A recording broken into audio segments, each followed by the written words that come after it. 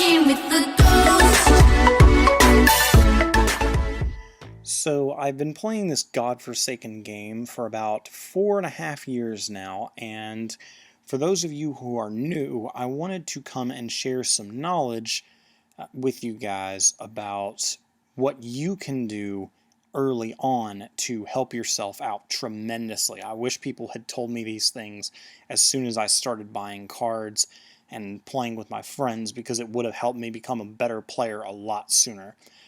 But I just wanted to bring you guys these because during this time of Corona, you might not be, out buying cards a lot because there's no real life tournaments. But once the tournaments in real life resume, you're probably going to be either wanting to go to some of your first regionals if you've gotten into the game recently. They'll be your first regionals, or perhaps even your first locals. There's a first time for everything, and locals is one of those things. So here are 5 tips for new players getting into Yu-Gi-Oh! So when I first got into the game, I thought in my head that the way that I would get better and become good at the game was by having access to more cards, which is true. However, in my brain, I thought, buying more packs equals getting more cards as opposed to buying singles. This is completely incorrect. Do not buy sealed product. All you're doing when you buy sealed product is throwing your money at the chance to get a card that you probably won't get, and instead you're getting a bunch of worthless commons that won't actually help you build a consistent competitive deck. Boy, I cannot tell you probably how many hundreds, if not thousands of dollars that I blew on booster packs when I first got into the game, because that's how I figured I could get better and more powerful cards. Which, you're just playing the lottery. Buying sealed product is just playing the lottery, and it's not going to help you get any new cards if you're looking for specific chase cards out of a set. You might as well just order the singles, because in the long run it's going to save you a lot of money. Idea number 2. Don't invest in multiple decks at one time. Just pick 1 or 2 decks at the time and invest money into those. Here's why I say that. Say you have a $100 budget. Those $100 are a finite resource. Use those $100 to your advantage by picking up a deck that can yield results in the competitive landscape. One thing that I personally have done to help me adhere to this rule is that I have only purchased 3 official deck boxes to store each of my decks in, so I can have no more than 3 at a time, but I can afford to buy more staple cards for those 3 decks that will make them more competitive. So by buying only 3 deck boxes, I have placed an artificial limit on myself that I can only have up to 3 decks at a time, so that way I can make sure that I can stretch my budget across 3 different decks at maximum to get cards and staples that I need for each deck to make them the most competitive that they can be, instead of having 10 or 12 decks that I can play at a time that are not as competitively built. Simply put, why waste your money building 10 bad decks when you could build 1 or 2 good decks for the same budget? Now, I know we're moving through these kind of quickly, but number 3 I feel is a really, really big one. Number 3 is don't invest in fair decks. If your deck doesn't do something unfair that stops your opponent from advancing their game state, your deck isn't doing enough, and you probably should pick up another deck instead. In February of this year, Konami released the Shaddoll Showdown structure deck, packed with a newly released from the ban list completely El Shaddoll Construct, and some other cards such as El Shaddoll Wendy and El Shaddoll App Cologne. Cards like El Shaddoll Wendy enable the deck to have a little bit of an easier time going first, which historically was somewhat of a weakness of pure Shaddolls. But one thing that the deck really got was the reprint of a card like Super Polymerization, a card that is infamous for not being fair because your opponent simply can't respond. Being able to summon a El Shaddoll monster on your opponent's turn via Super Poly is a very, very powerful strat that a lot of people think is unfair, but That's what makes the deck good as far as the pure variant. My point in saying that is simple. Fair decks don't win. If your deck isn't doing something unfair or broken, it is going to have a very difficult time against meta decks that do a lot of unfair things over the course of the game.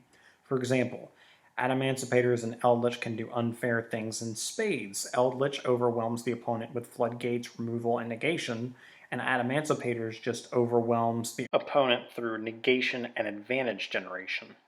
For investing in a deck, it is very important to know what the deck can do that is unfair, so that way you can use the deck to have an upper hand against meta decks and possibly do well with the deck that you're playing, even though it's not really a meta deck. My number 4 is a very big one that I used to be very bad with, and I, as a player, have grown to the point where I no longer do this. But it is, do not buy or invest in a deck unless you have play tested it first. Anytime that you are considering building a new deck, always make sure that it is worth the price of investment online, such as Dueling Book or Nexus or whatever you use.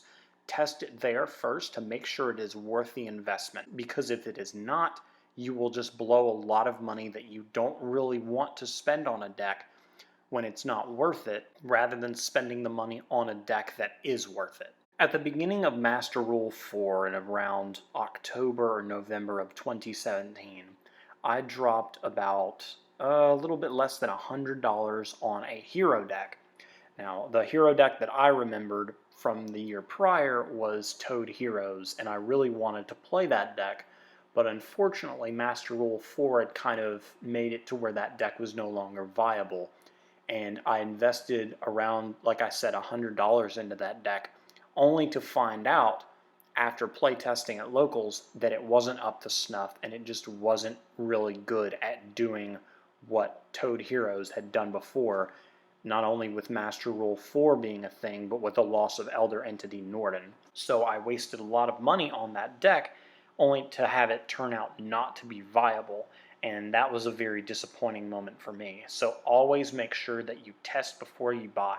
That's the whole point of testing. If you're going to buy something, make sure that it's good before you buy it. Otherwise, you're just throwing money down the toilet that you could be spending on another better deck. Alright, so number 5, and this one's going to seem kind of contradictory to a lot of what I've just told you, but it is a delicate balance that you can figure out how to maneuver once you get more inclined to know how the game works.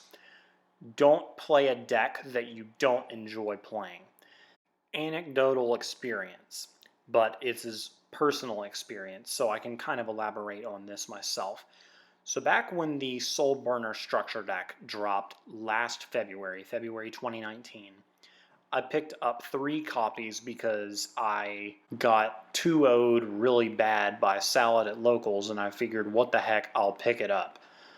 So I ended up picking up the deck, getting all the cards for it back when Sunlight Wolf was like $10, and I had pretty much everything for the deck until Signet Minings came out. But again, for the time in February, I had everything for the deck.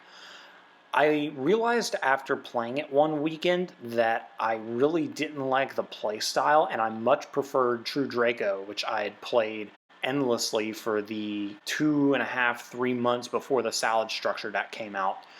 So I was like, well, wow, I really wasted my money on a deck that, while yes, it is meta, it's not something that I enjoy more than Draco. So I just kind of wasted $40-50 on this deck that I don't even really care for, and I put it down and I never picked it back up. So don't spend money on a deck you don't like, even if it's meta. Play with what you're comfortable with playing. While yes, it's good to experiment and go outside of your comfort zone, if you don't enjoy the deck at the end of the day, I don't really personally see it being worth it to play outside of maybe knowing where the choke points are for the archetype for yourself, so you can learn better how to maneuver the matchup, or simply because it's a meta deck and you win with it. maybe that's a reason that people do this, but I just personally think it would be better to win with a deck that I like rather than win with a deck that's meta just because it's one of the best decks. But that's just my personal opinion on it. So anyway, I hope you guys found these pieces of my insight helpful. If you have any questions or comments, please feel free to leave them down in the comment section below. Have you done any of these before when you got into the game initially? I know I have, and that's why I felt like it was a good thing to bring these to people's attention, just so I could help you from doing the same thing that I did. So let me know if you are falling victim to one of these issues in the comment section below. But it's me, it's that DMD, and your boy is out. I was walking with the ghost.